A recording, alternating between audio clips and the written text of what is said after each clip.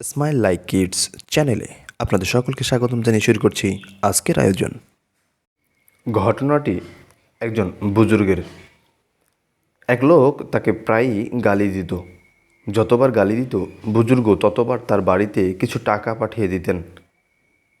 একদিন লোকটি ভাবল, তিনি তো আমার উপকারই করছেন, সুতরাং তাকে গালিগালাজ করা উচিত নয়।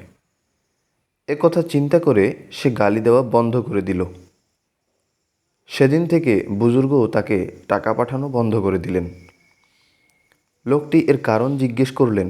বুজুর্গ বললেন, ভাই, ব্যবসায়ের তো একটা নিয়ম আছে, দিতে হবে এবং নিতে হবে। তুমি এতদিন আমাকে মাল দিয়েছ, আমি তার বদলে তোমাকে টাকা দিয়েছি।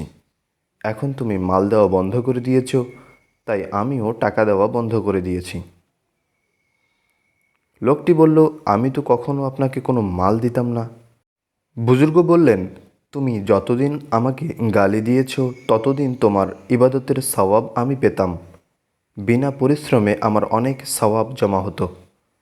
এখন তুমি গালি দেওয়া বন্ধ করে দিয়েছ, ফলে আমার আর সে উপকার হয় না। তাই আমিও তোমার উপকার করা বন্ধ করে দিয়েছি। ঘটনাটি উল্লেখ আছে আল এফাজাতুল ইয়ৌমিয়া খণ্ড 4 পৃষ্ঠা 186-তে। চ্যানেলটিতে লাইক সাবস্ক্রাইব করে সাথে থাকুন এবং বেল বাটনে প্রেস করে পাশে থাকুন। সকলকে ধন্যবাদ।